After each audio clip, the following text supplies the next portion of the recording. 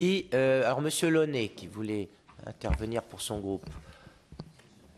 Merci, non, après, parce Monsieur le Président. Il n'est peut-être pas inutile, Monsieur le Gouverneur, au-delà du texte présenté par le gouvernement, de reprendre quelques éléments du contexte financier mondial et des interrogations telles que les communs des mortels, dans les catégories dans lesquelles je me range, en tout cas des non-spécialistes, se posent.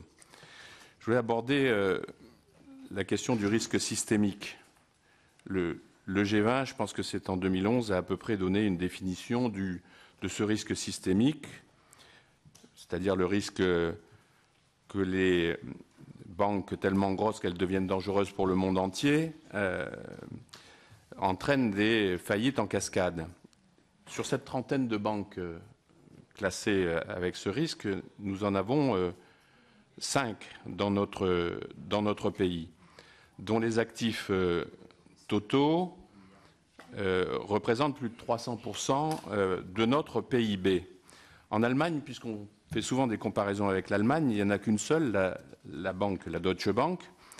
Et par contre, le système allemand dispose de 1500 banques de proximité qui, elles, financent le réseau des PME. Et j'ai bien entendu votre souci de continuer, tout en votant une loi de régulation, de ne pas bloquer l'accès au financement de nos PME.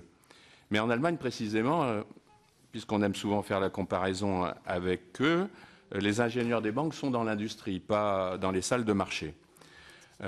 Donc ça m'amène, Monsieur le Gouverneur, à vous poser la question de la confiance interbancaire. Et si l'on fait le constat que la Banque centrale européenne a décidé de prêter aux banques, aujourd'hui, et vous me direz si je me trompe, mais je crois comprendre que ces prêts sont effectivement dans votre bilan, dans le bilan de la Banque de France. Donc ma question porte bien au gouverneur, parce que le capital de la Banque de France, si mes renseignements sont bons, c'est 6 milliards d'euros.